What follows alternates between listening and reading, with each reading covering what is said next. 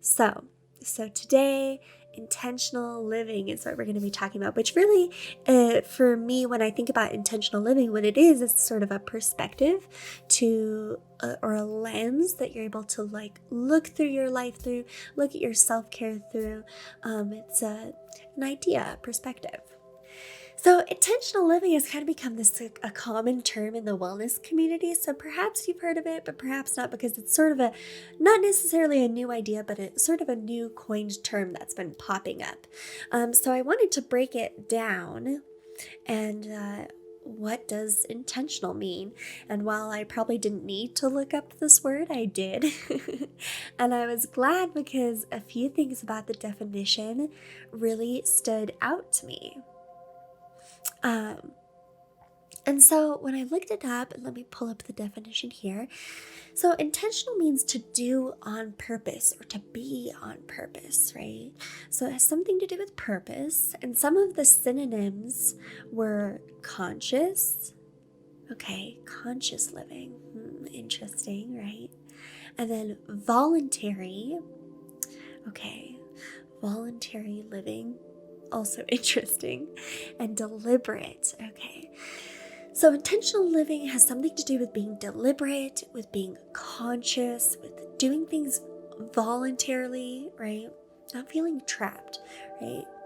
So what would that feel like to live more consciously? I started to think about that. What would that feel like?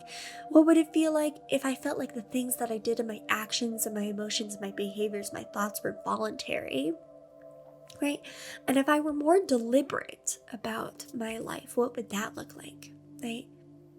So, a little bit something to chew over, right? Yeah, and so to me, this sounds very liberating, right? Because how many of us have found ourselves in that moment where you look at your behavior and you go, why did I act that way? Your emotional responses initially, right? Why did I say that?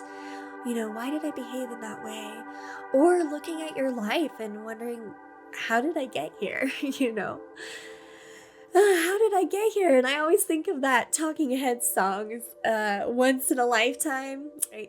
If there's any Talking Head fans out there, right? So he says, you may find yourself in a beautiful house with a beautiful wife, and you may ask yourself, well, how did I get here? And so intentional living is really the opposite of living your life on autopilot, right? It requires that you start to examine and understand your choices and your actions and your behaviors. And then, as you start to reflect on those things, start to make the necessary adjustments to realign. And you might say, well, realign to what, right? Intentional living is about giving yourself permission to get rid of the obligations, the have-tos that aren't actually serving you, that aren't actually for your, what you might call a higher purpose. So, okay, it's an interesting idea, right? So how do we start to do that, right? If I start reflecting, how do I start to align my actions, right? How do I start to align my life so that it's more intentional? And I have some thoughts on this. So, this is where the intuitive living starts to come into play, right? I believe that you have to start listening to your internal guidance, right? To start living intuitively, you have to start listening to your internal guidance. And the good thing about this is that it's already built into you, right? Your internal guidance is internal. It's already within you. You just need to learn how to sort of speak the language, right? I really believe that intentional living is intuitive living. Does that make sense? So,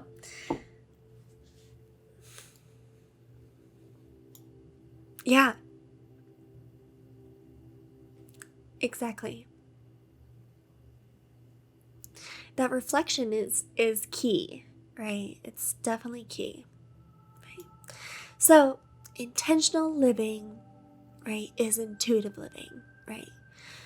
And there's often a stigma that comes with one's intuition, and the stigma is that it is without reason. So let's just demystify that right away, right? The unconscious, right, or your subconscious mind makes up 90% or more of the brain's functioning, right?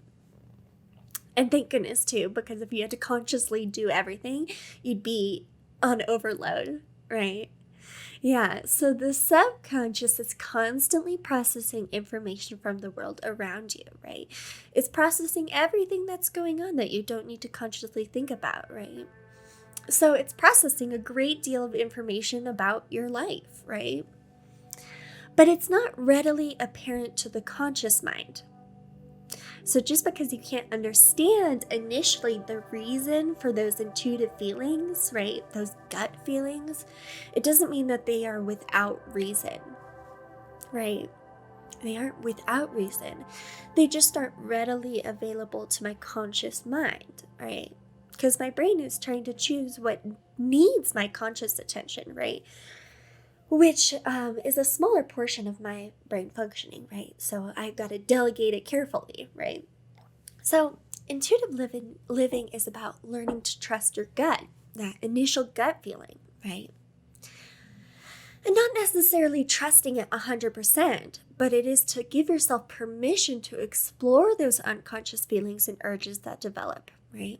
By giving yourself permission to explore those intuitive feelings, the conscious mind is often able to discover insights that maybe weren't initially apparent, right? And this insight is really able to reveal important information about your body, your emotions, your surroundings, and your life, right? So let's say you start doing this, you start really tapping into those initial gut feelings, right? And you start becoming aware of them, and you start giving yourself permission to examine them. And then you start to be more intuitive. What happens? Well, really what I think the main draw to this sort of living is that you'll experience less doubt and a stronger sense of self, right? Because how often have you felt really strongly about something that you kind of talked yourself out of, right? We often talk ourselves out of these things that you have a gut feeling about, right? But if you can't reason with it, we tend to talk ourselves out of it when ignoring some of those subtle cues that the subconscious mind picks up on, right? Often in life, it's also easy to over-rationalize our choices, right? With intuitive living, you learn to trust your gut instincts in a way that allows the conscious and the subconscious mind to be in alignment. Instead of suppressing feelings, you acknowledge your feelings and look for a cause. So this makes me think a lot about, our triggers. When somebody's triggered, right, and you don't quite know why, it seems a little out of place, right?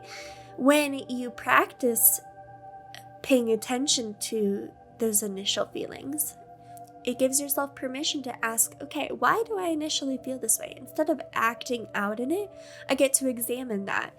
And instead of suppressing things that I don't understand, I get to discover where they're from. Oh, you know what? Actually, this really isn't about this present situation. It's actually about some past life trauma. Or actually, I think I just responded that way because I'm feeling a little bit defensive. You have those moments of reflection. And the more you practice this, the more that becomes more instantaneous. And the less you have this tension between your gut feeling, your initial reactions, and the way that you want to behave or the way that you feel you should. Because you're able to understand yourself on a deeper level. You ask yourself, what is this feeling and why? So I found this article. It says, is intuition a form of intelligence? Okay, and it's by this guy, Bert Dohman. I'll link it in the comments for you guys. This article, he explains that, and this is a quote, so it says, quote, if all you do is sit in a chair and trust your intuition, you're not exercising much intelligence, right?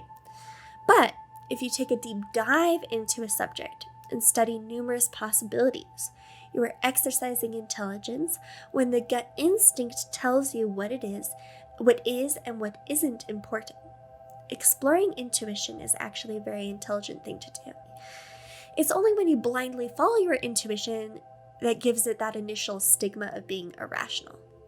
So we don't want to blindly follow every gut instinct we have. We want to understand our gut instincts, right?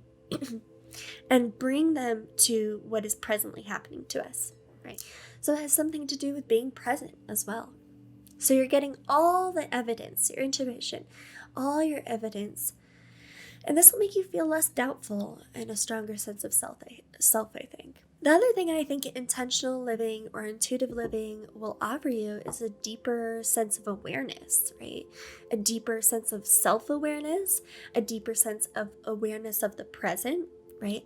Because you start to realize when you're really examining those initial gut feelings, where they're coming from. And a lot of them aren't coming from this initial moment.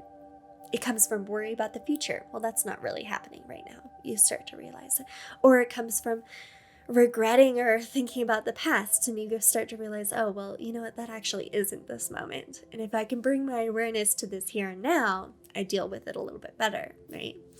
So it requires a great deal of exploration of the subconscious mind. And through this process, you start to gain that deeper self-awareness, that deeper sense of self, and it becomes easier to act in alignment because you start to acknowledge and realize, and you can see more clearly and listen more clearly to those cues that we get from the subconscious, right? So in the subconscious lies the keys to many mysteries of why we act and behave the way we do. So as I mentioned before, right, 90% or more of the mind is unconscious, and that's a great deal of who you are. And I think it's really worthy of exploring. Intuitive living gives validation to that 90% of the brain's capacity, and it attempts to understand it with conscious awareness. So, okay, I'm starting to examine my initial gut feelings, right? And earlier I said that you kind of almost have to learn the language of your intuition. You have to learn how to listen to it. So what language does my intuition speak, and how do I start practicing listening to that? And I think a lot of time that it speaks through the body, right? Because the body is the vehicle in which you experience the sense of the world. Often our intuition speaks to us through the body, right? That's why they call it a gut feeling. You feel through the body. An emotion is kind of a complex thought and feeling, but certain thoughts evoke certain feelings within the body. And so this is a very interconnected sort of process, right? So listening to the body in your initial physiological reaction, I think is really the first step to becoming more intuitively aware. And the second step, as we've mentioned, is bringing your conscious attention and offering yourself permission, space, and time to explore those feelings, right? Because how often do we suppress those gut feelings, suppress our intuition, suppress certain complicated emotions, right? Because we don't quite want to deal with them, or because they're consciously a little confusing or conflicting, right? And so it's really giving yourself permission to sit, sometimes even with that discomfort. And that's precisely what meditation does and what meditation offers us, right? Meditation is sitting with your mind and allowing yourself to sift through that, right?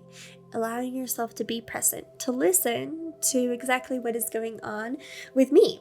And we should listen to ourselves very much like a dear friend, without judgment. You don't go to the coffee shop and presuppose what your friend might say, right? This does not make for a great conversation, right? That's not what a good listener does. So when you sit down for your meditation, you're just open, you're just listening and trying to notice what is really actually going on there. If you will join me, we'll sort of settle into a meditative seat here.